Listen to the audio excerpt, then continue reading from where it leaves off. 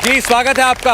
अब आगे लंबी बात करेंगे हम हमारे इस देश की आवाज़ में, हमारे इंडिया टीवी और सीनेक्स के सर्वे में। उसका जो डेटा है वो तो आपकी स्क्रीन पर इस वक्त चल रहा है। चुनाव हो जाए आज तो नरेंद्र मोदी की पार्टी 293 सीटें और एनडीए 315 सीटें जीत सकता है। ये अभी तक हमारा असेसमेंट सर्वे में निकल करके सामने आया चुनाव से 5 महीना पहले। और हम आज जो बात कर रहे हैं कि हर पार्टी की और हर लीडर की जो सोच है या चुनाव में जाते हुए जो रणनीति है वो कितनी कारगर दिख रही है। और 2014 से लेकर के आज 2023 यानी 24 के चुनाव तक वो उसका ग्राफ कैसा जाता हुआ दिखाई दे रहा है। हमने आपके सामने नीतीश कुमार की बात की, हमने तेजस्वी यादव की पार्टी की बात की, अखिलेश यादव उनकी यूपी में उनके लिए जो ग्राफ दिखा, अभी वो डेटा मैंने आपको दिखाया कि 2014 में 5 सीट, 19 में 5 सीट, आज 4 सीट पर अखिलेश यादव खड़े हुए दिखाई दे रहे हैं। सर्वे कम से कम हमें ये दिखा रहा है। तो इस सब के बीच लेकिन अखिलेश यादव अभी भी उसी जाति और जातिगत जनगणना की पिच पर खड़े हैं। आज भी उसकी वकालत कर रहे हैं कि वो यूपी में भी हो और पूरे देश में भी हो। सुनिए जरा। आज बिहार ने जो सर्वे किया है और जिस तरीके से जातियों के आंकड़े आए हैं, मैं समझता हूं बिहार ने एक नई क्रांति जगाई है। अंततोगत्वा चाहे वो दिल्ली की सरकार हो या कहीं की सरकार हो, उन्हें जाति जनगणना करनी पड़ेगी। जाति गणना को वो जो बिहार में हुई उसे क्रांति बता रहे हैं अखिलेश यादव। अब उस क्रांति के बाद क्या हाल दिखाई दे रहा है तेजस्वी यादव और नीतीश कुमार का, वो आपने देख लिया। 7 सीटें, इतना सब कुछ होने के बाद बिहार में उनको मिलती हुई दिखाई दे रही हैं। और उत्तर प्रदेश में खुद अखिलेश यादव की 4 सीट आती हुई दिखाई देती है हमारे सर्वे के अंदर। अनंत विजय जी भी हमारे साथ जुड़ गए स्टूडियो में, जरा स्वागत करें अनंत विजय जी का, वरिष्ठ पत्रकार हैं। अनंत जी, आज बात हम ये कर रहे हैं, ये डेटा आपके सामने स्क्रीन पर जो चल रहा है हमारे सर्वे का, 315 एनडीए, 293 बीजेपी। लेकिन विपक्ष जो है आज भी उसी जाति की पिच पर चल रहा है। आज भी वो देश में जाति की राजनीति करना चाहता है, उसका सिला नहीं मिल रहा है। तब भी लेटेस्ट एग्जांपल अखिलेश यादव, क्या कहना है? मैं सिर्फ इतना कहना चाहता हूं, अभी अखिलेश यादव जी का बयान सुना मैंने और वो आंकड़े जो उत्तर प्रदेश के दिख रहे हैं उनमें जो उनकी सीटें दिखाई दे रही हैं वो भी देखा और दर्शक भी देख रहे हैं। जो जाति की बात होती है, जो इस वक्त देश का एस्पिरेशंस हो गया, जो हमारे युवा हमारे साथ बैठे हैं, अब इनको अपने करियर की चिंता ज़्यादा, इनको इससे फर्क नहीं पड़ता कि ये किस जाति की है। मैं तो हॉस्टल में रहा हूँ और आज से नहीं, मैं 20 साल पहले की बात आपको बता रहा हूँ कि हमें पता भी नहीं होता था कि हमारे साथ का लड़का क्या है। कम से कम छात्र जीवन में तो ऐसा ही चलता रहता है। ये जो नेतागण आते हैं चुनाव के समय बताते हैं कि आप ठाकुर हैं, आप दलित हैं, आप ओबीसी हैं, आप ब्राह्मण हैं, तो ये मुझे लगता है कि जाति के आधार पर समाज को बांटने का जो प्रयास हो रहा है वो उचित नहीं है। देश अब आगे बढ़ गया, अब अमृत काल में है और देश के एस्पिरेशंस, आप एक तरफ चंद्रयान पर जाने की बात कर रहे हैं, दूसरी तरफ आप लोहिया जी को याद करें, पिछड़ा मांगे 100 में 60। अरे उनको इस बात की चिंता करनी चाहिए कि पिछड़ों को आप किस प्रकार से समानता के स्तर पर लाओ। क्या आरक्षण से वो संभव हो सकता है? अगर संभव हो सकता है तो बिल्कुल करिए। लेकिन अगर राजनीति की बात मैं करूं तो अभी आज के ही समाचार पत्र में प्रकाशित हुआ है कि 65% ओबीसी का मत पिछले चुनाव में भारतीय जनता पार्टी को मिला है। तो राजनीति अपनी जगह पे चलेगी, लेकिन मैं तो समाज में समरसता और समाज में समानता के आधार पर चंद्रयान जैसी सफलता हासिल करने के समाज की कल्पना करता हूं। और मुझे लगता है कि अगर हम जाति के आधार पर बात नहीं करेंगे और विकास और सबों को साथ लेकर जिस प्रकार से हम, और ये हमारी पुरानी नीति रही है, हम समानता, सामंजस्य और इसके आधार पर चलते हैं। हमारे कुछ मित्रगण जो हमारे साथ पत्रकार भी थे वो लगातार ये कहते रहे कि सदियों से अत्याचार हो रहा, ये होता रहा, वो होता रहा, दलितों को ये किया गया। एग्रीड, इसमें किसी को कोई कहीं किसी प्रकार का विवाद नहीं है। लेकिन फिर तब यही सोचना चाहिए कि किस समाज से उनके उत्थान के लिए व्यक्ति सामने खड़ा होकर आता है, चाहे वो राजा राम मोहन राय हो, चाहे ईश्वरचंद विद्यासागर हो, चाहे उसके बाद के भी लोगों को आप देख लीजिए कि उसी समाज से, इसी भारतीय समाज से लोग उठ के आते हैं और अपने दलित भाइयों को न सिर्फ गले लगाते हैं बल्कि उनके अधिकारों के, उनके समानता के अधिकार के लिए संघर्ष भी करते हैं। देखिए, अभी जो आपने डेटा बताया ना, मैं जरा उसको और डिटेल में बता देता हूँ। जी, जो बातें अभी अनंत विजय जी ने कही आपको, जाति की राजनीति पर इस वक्त सारा विपक्ष जो है वो खड़ा हुआ आपको दिखाई दे रहा है। लेकिन नरेंद्र मोदी की पार्टी को बगैर ये सारी बातें किए कितना वोट मिलता है उसी समाज का जिसकी पैरवी आज विपक्ष कर रहा है, वो जानना बड़ा आपके लिए जरूरी है। CSDS लोक नीति का ये सर्वे है और वो ये बताता है कि 2019 में 44% ओबीसी ने वोट दिया था, लेकिन उन सीटों पर जहां भारतीय जनता पार्टी और कांग्रेस पार्टी की सीधी टक्कर है, उन सीटों, और वो लगभग 200 सीटें हैं देश के अंदर, उन सीटों पर बीजेपी को 65% ओबीसी वोट मिला था। ये वो सर्वे बता रहा है आपको। विपक्ष राजनीति की, जाति की राजनीति कर रहा है, वोट मिल रहा है दूसरे को, यानी बीजेपी को। आगे बढ़कर इससे वो सर्वे ये भी कह रहा है कि आज अगर चुनाव होते तो वो ओबीसी वोट बीजेपी के लिए 1% और बढ़कर 45% हो जाएगा। और वो 45%, उसमें भी अगर आप अति पिछड़े और पिछड़े का भी गणित समझना चाहते हैं, जो बिहार में क्योंकि उस जनगणना में वो सामने आया है, अति पिछड़ों का वो परसेंटेज वोट बीजेपी के लिए आज की तारीख में 50% है। ओबीसी नॉर्मल 40%, अति पिछड़े 50%, वो बीजेपी के लिए वोट करेंगे। ये मैं आपको CSDS लोक नीति के सर्वे का नतीजा बता रहा हूं। लेकिन आपने चूंकि आरक्षण की बात की थी, एक अच्छा सवाल यहां एक युवा के पास है। जी पूछिए। नमस्कार सर। बोलिए, आप बोलिए। नमस्कार सर, मेरा नाम सचिन तनेजा है। मेरा सवाल ये था, जैसे हर्षवर्धन सर जी ने भी कहा था कि आरक्षण एक अधिकार है जो SC ST को देना चाहिए। पिछले 70 साल से आरक्षण चलता आ रहा है और आज के टाइम पे इस आरक्षण का फ़ायदा उठाकर कई SC ST काफ़ी समृद्ध बन चुके हैं, जो काफ़ी ऊंची पोस्ट पे हैं, काफ़ी बड़े बिजनेसमैन हैं।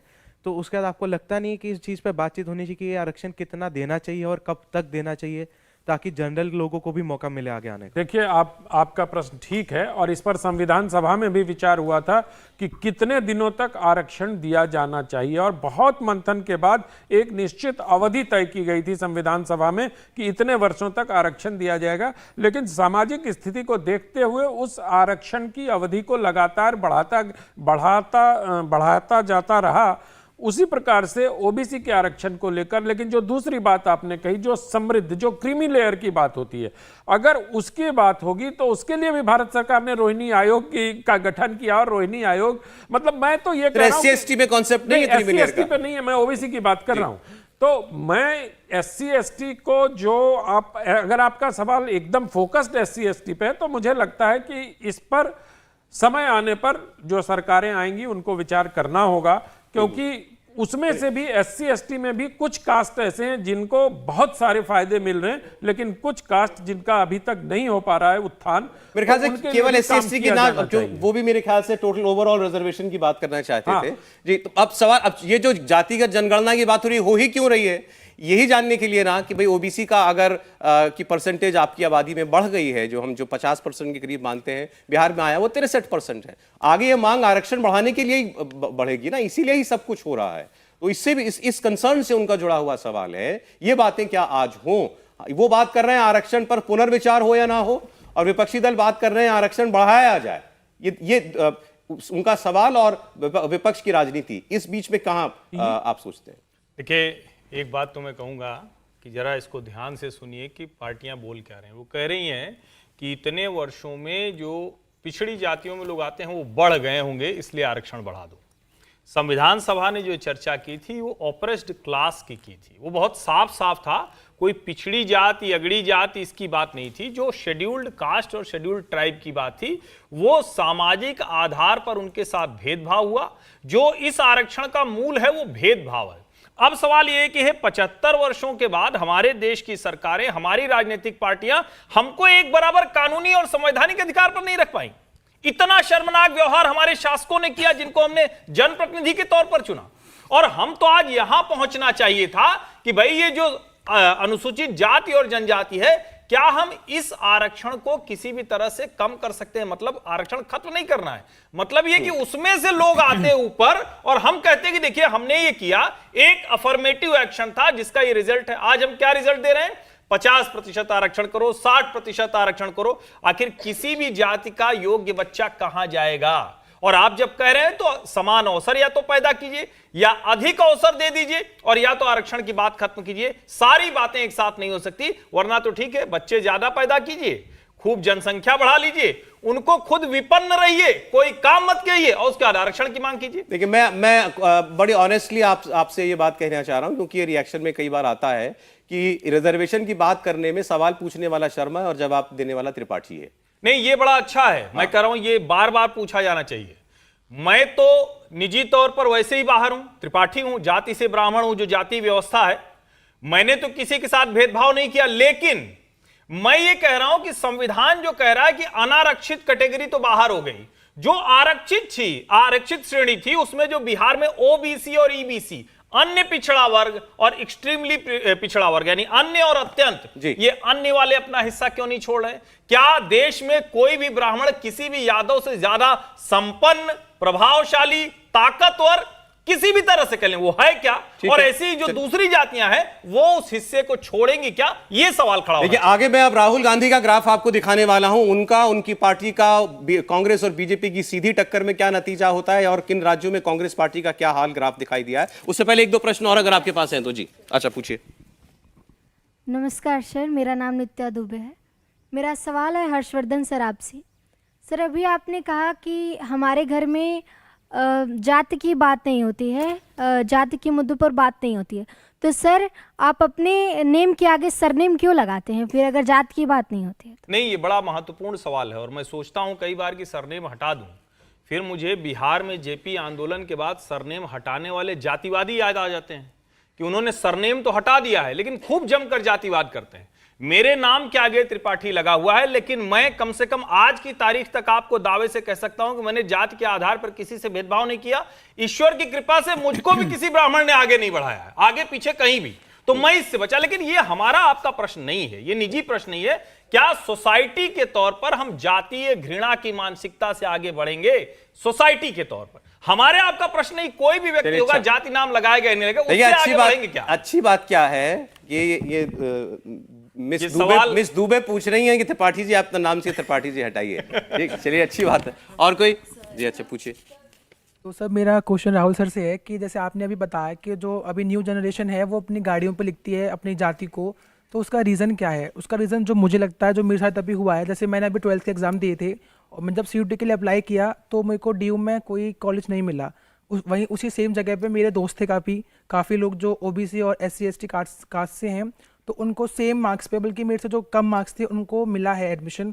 तो ये भावना अंदर आती है कि इसको क्यों मिला, मेरे को क्यों मिला, बल्कि मेरे साथ भी हुआ मैं हूँ कि मैंने जो है, जब मैं अपने कॉलेज मतलब 12th पास की तो मैंने मेडिकल का एग्ज़ाम दिया, मतलब डॉक्टर बनना चाह रहा था, तो नहीं हुआ क्योंकि मैं जनरल कैटेगरी में था। तो मैंने क्या पीछे लगा दिया कुछ कि अच्छा फ्रस्ट्रेशन है, लगा दो।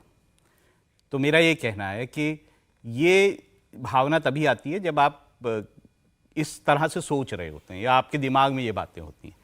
ठीक है, मेरा सिर्फ इतना ही कहना है। बाकी ये बात, एक और प्रश्न था जो कि उठाया गया था कि आखिर विपक्षी दल ऐसा क्यों कर रहे हैं, क्यों जाति की वो बातें कर रहे हैं। तो क्या चाहते हैं कि नरेंद्र मोदी जो सभी के मान्य नेता हैं, सभी उनको पसंद करते हैं, उन्होंने इकोनॉमिकली इतना अच्छा किया है, उनको माना जाता है कि one of the best prime ministers we have, तो क्या चाहते हैं कि उनको केक वॉक दे दिया जाए, खुला मैदान दे दिया जाए? सर, तो विपक्ष नहीं मानता ना कि उन्होंने ये सारा काम किया। आप उनको इकोनॉमिक पॉलिसीज पर, नेशनल सिक्योरिटी पर, विपक्ष जो है इस पर चाहे गिरिए, कमियां गिनाइए, जो है वो कोशिश कर रहा है जहां पर बीजेपी के कंसोलिडेशन ऑफ वोट्स की को तोड़ने की कोशिश कर रहा है, वो जाति के जरिए कर रहा है। अब उसमें हम ये ढूंढें कि अच्छा ये ऐसा क्यों कर रहा है, वो उसका रीजन है। नहीं, लेकिन क्या ये रिग्रेसिव पॉलिटिक्स नहीं है? पॉलिटिक्स में तरह तरह की चीजें होती है। अब हम अलग अलग अगर फैसलों पे जाएंगे कि क्या जो बहुत सारे प्रलोभन दिए जाते हैं इलेक्शन से पहले जो है जनता को, क्या वो रिग्रेसिव पॉलिटिक्स नहीं है? ठीक है, ऐसे बहुत सारे चीजें कही जा सकती हैं कि वो रिग्रेसिव पॉलिटिक्स। भावेश, मुझे अब राहुल गांधी के ऊपर चलना पड़ेगा, राहुल गांधी के ग्राफ के ऊपर, माफ कीजिएगा। आप अगर कोई बहुत छोटा कमेंट है आप प्लीज बोलिए।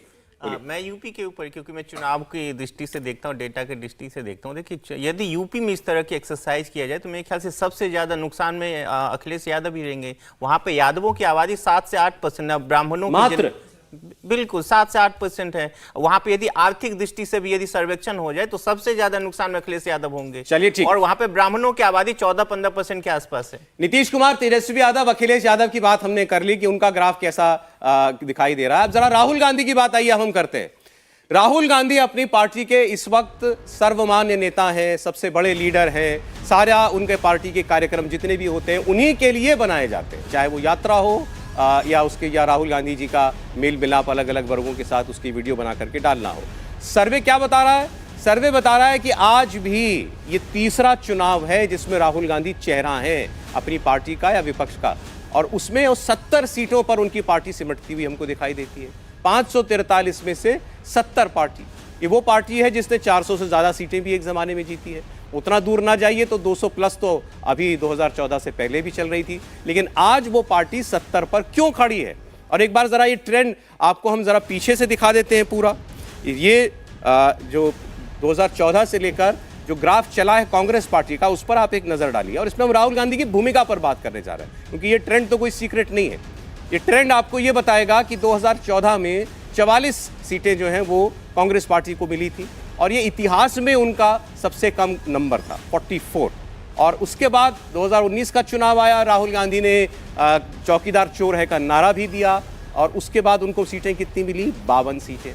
लेकिन इस बार राहुल गांधी ने बहुत प्रयास किया है, उनकी पार्टी ने बहुत प्रयास किया है। राहुल गांधी की भारत जोड़ो यात्रा हो या राहुल गांधी का इमेज मेकओवर हो, उस सब के बावजूद ये सर्वे ये कह रहा है कि ग्राफ अगर उनका उठ रहा है 52 से उठकर, तो मात्र 70 पर जाकर के वो खत्म हो जा रहा है। वोट शेयर भी देख लेते हैं एक बार।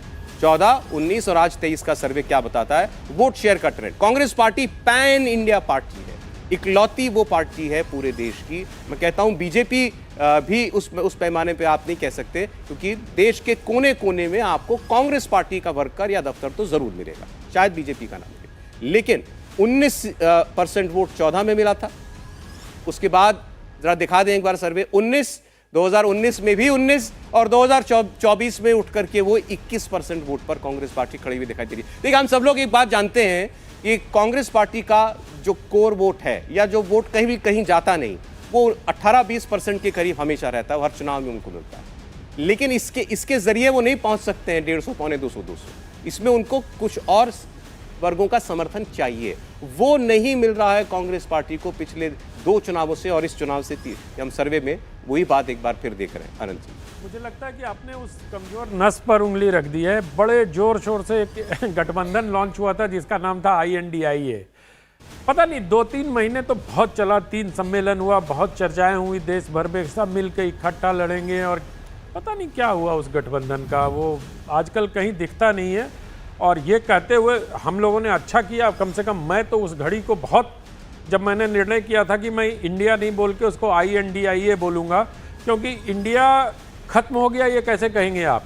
तो इसलिए वो सोच जो लोग रखते थे वो ठीक है। उस गठबंधन में अगर देखिए तो उस गठबंधन से कांग्रेस को फायदा नहीं हो रहा है, लेकिन थोड़ा भावेश जी को इलेबोरेट करना चाहिए। 2% वोट कांग्रेस का बढ़ कहां रहा है? आपको उसमें भी दिक्कत है? नहीं, मुझे मैं जानना चाहता हूं, ये बड़ा रुचिकर और बहुत दिलचस्प है कि 2% वोट बढ़ कहां रहा है। क्या उन इलाकों में बढ़ रहा है जिन इलाकों में राहुल गांधी पैदल चले थे, या किसी और इलाके में बढ़ रहा है? मुझे जो लगता है, जो मेरा हंच कह रहा है कि 2% लोगों ने इसलिए रिएक्ट कर दिया कि उनको INDIA से कुछ उम्मीदें थी, लेकिन कांग्रेस पार्टी का जो ग्राफ आप दिखा रहे 44 से 52 और उससे 70, इस पे मुझे लगता है कि अगर हम लॉ ऑफ एवरेजेस को देखें तो 8 से 18 का जंप, मतलब ये बहुत 10 सीटों का जंप है। ये कहां से मिल रहा है कांग्रेस पार्टी को, ये जानना दिलचस्प होगा। क्योंकि उत्तर प्रदेश में भी मैं भी आंकड़े देख रहा था, कांग्रेस पार्टी को 2 सीट मिल रही है, मुझे तो उसमें भी संदेह है 2 सीट में कहां से मिल रही है, क्योंकि अमेठी राहुल गांधी जाएंगे इसमें संदेह है। अजय राय भले ही चीख चीख कर कह रहे हो कि वो अमेठी जाएंगे, लेकिन अमेठी की जो स्थिति पूरी बन गई है, जिस प्रकार से पिछला चुनाव अमेठी में हुआ था, जब अमेठी के लगभग 2500 बूथों पर बीजेपी के कार्यकर्ता बहुत कम थे, और पिछले 5 साल में उन बूथों पर बीजेपी की कार्यकर्ताओं ने अपनी मजबूत उपस्थिति दर्ज कराई है। ऐसे में मुझे लगता नहीं। और दूसरी महत्वपूर्ण बात की, अमेठी राहुल गांधी हारने के बाद 1 या 2 बार गए। इस बीच उन्होंने बयान भी दे दिया कि उत्तर भारत के लोग पता नहीं संवेदनशील नहीं होते हैं, या कुछ इस प्रकार का बयान उन्होंने दिया, दक्षिण के लोग ज्यादा समझदार होते हैं।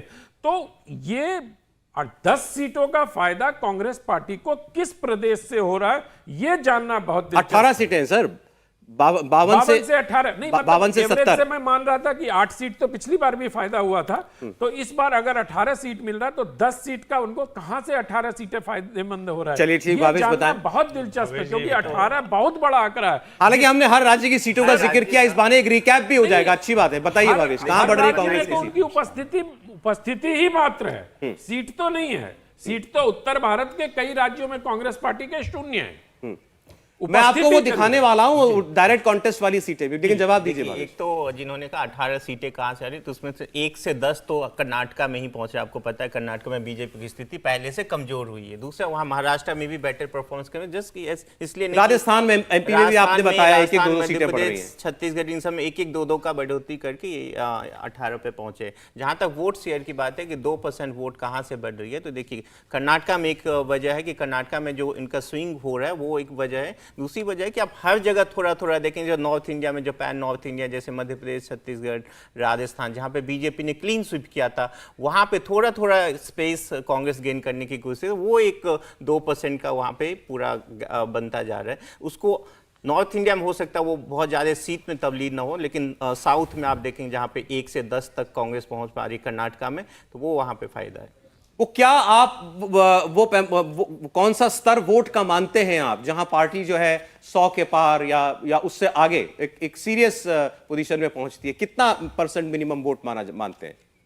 डिपेंड करेगा कि वो कहाँ पे सीरियसली चुनाव मैं ओवरऑल एक वोट परसेंटेज की बात कर रहा हूं। मेरे ख्याल से यदि कांग्रेस का वोट शेयर यदि 25 एबव यदि जाए, तब जाके 100 के आसपास हो जाए। 100 सीटों के हालांकि आसपास वो अभी मुश्किल है, क्योंकि जहां जैसे अभी हम वो डेटा रिलीज नहीं करें, जो कांग्रेस वर्सेस बीजेपी वाली जो सीटें हैं वहां पे तो एक्सपैंड नहीं करेगा, हमें अभी शायद आगे दिखाएंगे, तो उस पे तो वहां पे उनके पास स्पेस जितना था वो हो गया। अब उनको इसमें देखना है कि जहां पे बीजेपी कांग्रेस वर्सेस अदर्स होगा, वहीं पे उनको एक्सपेंशन की देखना होगा। लेकिन अब जब उन्होंने अलायंस कर लिया है अलग अलग पार्टियों के साथ, जो एंटी बीजेपी वोट है, तब वो वहां पे उनको कितना स्पेस मिलेगा वो देखने की बात होगी। अदरवाइज उनके लिए जो थोड़ा बहुत स्कोप है वहीं पे, जैसे यूपी में, जैसे यूपी की बात है, यूपी में कांग्रेस 2019 में सिर्फ 4 सीटों पे नंबर 1 या नंबर 2 पार्टी। उनको हमको तो नहीं आपने बताया, अनंत जी को बता दीजिए कांग्रेस को कौन सी 2 सीट आप जिता रहे हैं? कल बता दिया था, वैसे अमेठी रायबरेली दिया था। हालांकि अमेठी को लेकर बहुत सारे लोग क्वेश्चन कर रहे हैं, लेकिन मेरा अभी भी मानना है, क्वेश्चन तो सॉरी क्षमा करिएगा, मैं बीच में बोल रहा हूं, क्वेश्चन तो रायबरेली को भी लेके है कि क्या सोनिया गांधी अपने स्वास्थ्य कारणों से रायबरेली जा रही है इस बार? ये कोई कहने को तैयार नहीं। हमने बात की प्रियंका जी जाएंगी तो नहीं जीतेंगी? वो एक अलग सिनेरियो होगा। प्रियंका जी जाएंगी तो फिर तो मामला या राहुल जी जाएंगे? नहीं, राहुल जी पता नहीं कहां से लड़ेंगे, क्योंकि उत्तर भारत तो उनको मुझे याद नहीं है, मेरे ख्याल से आप में से किसी ने ये जानकारी दी थी कि राहुल गांधी भी रायबरेली से कॉन्टेस्ट कर सकते हैं। ये एक चर्चा थी, ये चर्चा में ये बात आई। देखिए वो एक अलग सिनेरियो होगा यदि राहुल गांधी अमेठी से चुनाव नहीं लड़ते और सोनिया गांधी रायबरेली से नहीं लड़ते, तो वो एक अलग सिनेरियो होगा, उस पर भी हम लोग धीरे धीरे आएंगे। लेकिन फिलहाल की जो स्थिति है, यदि स्टेटस को है कि यदि स्मृति ईरानी और राहुल गांधी का कॉन्टेस्ट अमेठी में होता है, और अभी जो रायबरेली में जो बीजेपी के candidate Dinesh Pratap Sharma I guess candidate नहीं है, लेकिन अभी आपने डायरेक्ट कॉन्टेस्ट की बात की ना, जहां बीजेपी और कांग्रेस की सीधी टक्कर है, मतलब कोई तीसरी पार्टी प्लेयर नहीं है वहां पर।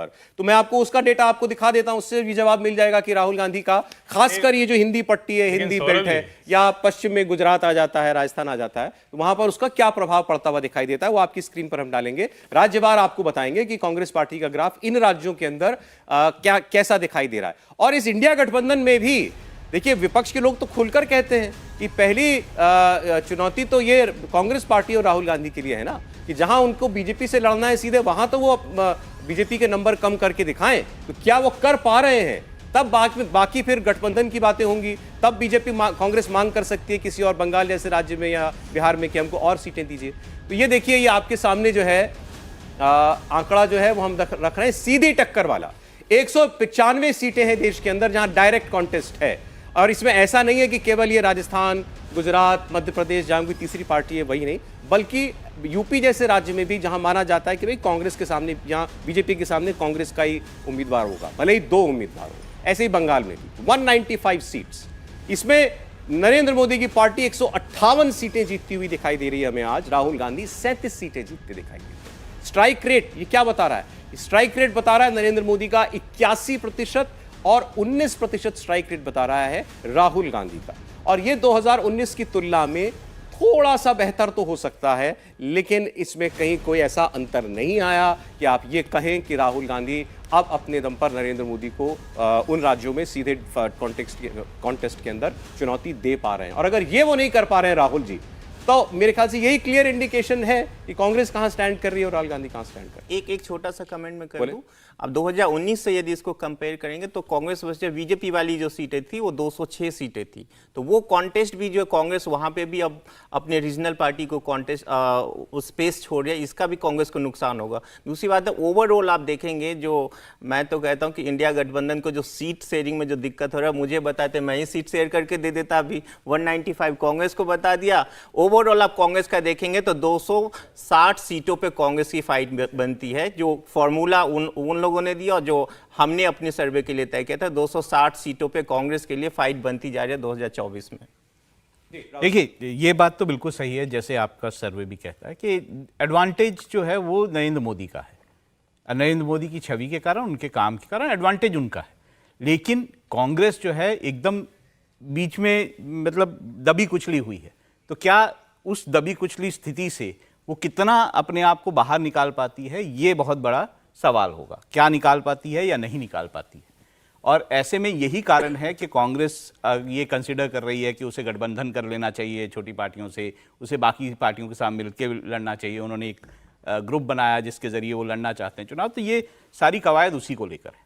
नहीं, मैं ये अभी आपसे जानना चाह रहा हूं कि फर्ज करें जैसे राजस्थान हो, गुजरात, एमपी है, ये स्टेट्स है। देखिए, इसमें जहां तीसरा दल नहीं है। सर मेरा सवाल, यहां जो आदमी मोदी को वोट नहीं कर रहा है, बीजेपी को जो आदमी वोट नहीं कर रहा है, उसकी दो ही वजह है। एक तो या तो वो नरेंद्र मोदी को भाई चाहता है कि ये अब हट जाए प्रधानमंत्री के पद से, या और अगर ऐसा है तो उसको सामने दूसरा ऑप्शन के तौर पर वो तो राहुल गांधी को ही देख रहा है ना, क्योंकि वहां कोई ममता बनर्जी नहीं है, वहां कोई अखिलेश यादव नहीं है।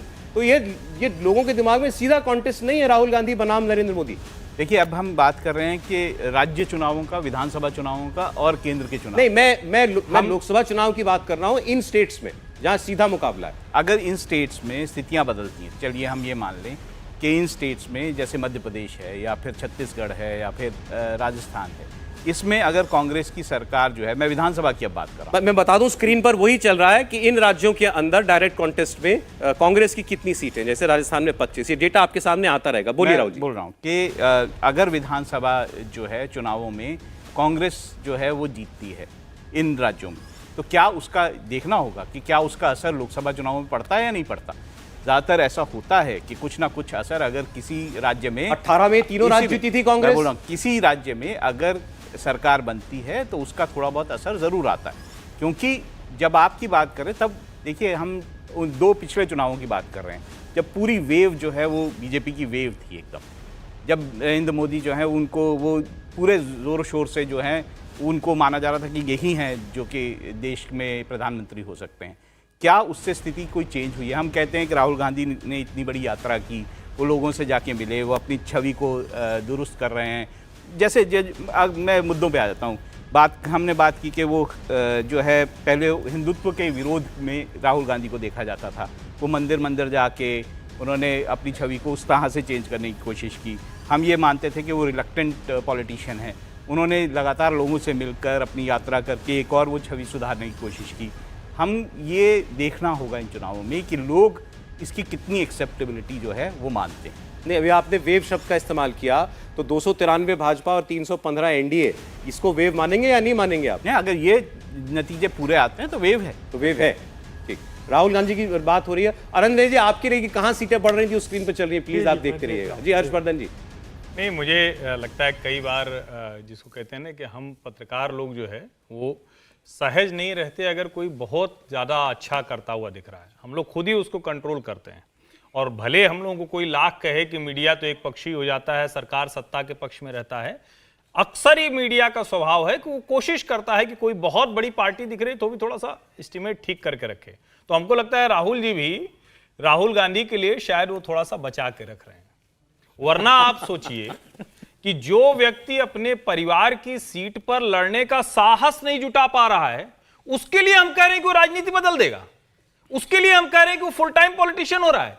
जिसको चुनाव हारने के बाद 2019 और ये 2023 नहीं, बीतने उन्होंने जा ये रहा नहीं कहा कि वो मैं- राजनीति नहीं, बदल नहीं, रही है, मैं उन्होंने उनके कहा लिए नहीं राहुल कह रहा। गांधी की राजनीति बदल रही है। मैं ये बोलना चाहता हूँ, देखिए पत्रकारों में ये भी बात है कि वो अपने हिसाब से जो है बयान को चुन लेते हैं और उसके हिसाब से अपनी पत्रकारिता करते हैं। तो पूरा बयान ये था कि इस वक्त जो है अगर हम माने तो सर्वमान्य और सबसे ज़्यादा best prime minister we can have is Narendra Modi. ये भी था, पर इन्होंने ये नहीं चुना, इन्होंने चुना कि राहुल गांधी। क्योंकि हम लोग बात राहुल गांधी की कर रहे हैं। मैं चूंकि राहुल गांधी के संदर्भ में बात कर रहा हूं और चूंकि ये बार बार कहा जा रहा है कि राहुल गांधी अब रिलक्टेंट पॉलिटिशियन नहीं है। अरे भैया, रिलक्टेंसी होती क्या है? आप जिस कॉन्स्टिट्यूएंसी में जो आपके घर परिवार की पार्टी कोई भी खड़ा हो जाए, जीत जाए, उस संसदीय सीट पे आप लौट के नहीं जाते हैं। आपका इतना साहस नहीं हो रहा है कि आप वहां जाते और कहते कि स्मृति ईरानी जीत गई, अब दोबारा हम देखिए, अभी बताते हैं कैसे जीत जाएंगे। कोई नहीं दिखता वहां। ये है वो अंदर की हिचकिचाहट, ये है वो झिझक जो गांधी परिवार को डराती है। 2019 में भी जब चुनाव हो रहा था और राहुल गांधी ने कहा चौकीदार चोर है, भ्रष्टाचारी है, नरेंद्र मोदी ने पकड़ लिया, लगा दिया मैं भी चौकीदार। अब आप जरा याद कीजिए, आपको सब याद होगा चौकीदार चोर है, मैं भी चौकीदार। ये डरो मत किसी को याद है क्या? आजकल कांग्रेस के नेताओं की डीपी पे डरो मत लिखा रहता है। उसका मतलब नहीं समझ में आया, वो किससे कनेक्ट हो रहा है वो नहीं समझ में आया। डरो किससे मत? एजेंसी अगर भ्रष्टाचार के मामले में पूछताछ करे तो डरो मत। भ्रष्टाचार करो, एजेंसी पकड़ने लगे तो कहो डरो मत। कहो कि हमारा अधिकार है, हम वंशवादी हैं, हम ही सत्ता में बैठने लायक है, हमको कोई कुर्सी से उतरने की बात जनता कहते नहीं, डरो मत। जुड़ता नहीं है राहुल गांधी का कुछ भी, जो सबसे बड़ी बात है। और मुझे लगता है कि नरेंद्र मोदी की वेव आज भी चल रही है। मैंने इसलिए नहीं कहा कि राहुल महाजन जी जो कह रहे हैं वो कह रहे हैं कि सबसे बेहतर काम नरेंद्र मोदी, लेकिन हम पत्रकार सोचते हैं कि शायद थोड़ा सा एक बेनिफिट ऑफ डाउट होता है। राजनीति में लगता है कि नहीं कुछ तो करेगा आदमी, लेकिन कुछ नहीं कर रहा है भाई। आप जरा ध्यान से देखिए, अगर आप 52 से 70 को कह रहे हैं कि बहुत कमाल कर दिया, पैन इंडिया पार्टी, वो पार्टी सस्टेन नहीं कर पा रही। और अगर इतना बड़ा गठजोड़ करने के बाद 70 पर पहुंच रहे हैं, इसका मतलब कांग्रेस पुनर्मूषको भव, इससे आगे कुछ नहीं। अब चलिए, आज जब हम सीधे अब राहुल गांधी और नरेंद्र मोदी की बात कर रहे हैं, उनकी राजनीति की और उसके असर की, तो राहुल गांधी 70 पर है, नरेंद्र मोदी जो हैं वो 300 पर हैं। मैं आज भारतीय जनता पार्टी की तरफ से एक किस्म का कैंपेन कह लीजिए, या ये लोगों के बीच में मैसेज जो है प्रसारित किया जा रहा है कि याद कीजिए यूपीए का दौर, याद कीजिए 2005 से लेकर के जो सिलसिला शुरू हुआ था देश में बम धमाकों का, आतंकवादी घटनाओं का, उसको आप याद कीजिए। और क्या आपको ऐसा कुछ 2014 के बाद से याद आता है? और वो कहां से इस बात को जो शुरू कर रहे हैं? इजराइल से, जिसकी खबरें स्क्रीन के नीचे आप लगातार पढ़ रहे हैं। इजराइल के अंदर हमास के आतंकवादियों का जो हमला हुआ, उसके बाद आज देश में यह याद दिलाने की कोशिश है कि मोदी हैं तो सब सुरक्षित हैं। ये भी आप कह सकते हैं कि चुनाव के कैंपेन का एक हिस्सा है, एक प्लैंक है। इस पर हम बात करेंगे कि मोदी है तो क्या सुरक्षा की भावना वाकई आती है? जब बात आती है कि हमारे आसपास सब लोग जो हैं वो सुरक्षित रहें, सब कुछ सामान्य ठीक चलता रहे, कम से कम रोटी पानी सबका ठीक चलता रहे, तो क्या वो काम करने के लिए नरेंद्र मोदी ही याद आता है, या उनके मुकाबले किसी और नेता पर आप ऐसा भरोसा कर पाते हैं? इंडिया टीवी हर वक्त हर जगह डाउनलोड करने के लिए सर्च करें India TV news Google play store या ऐप स्टोर पर।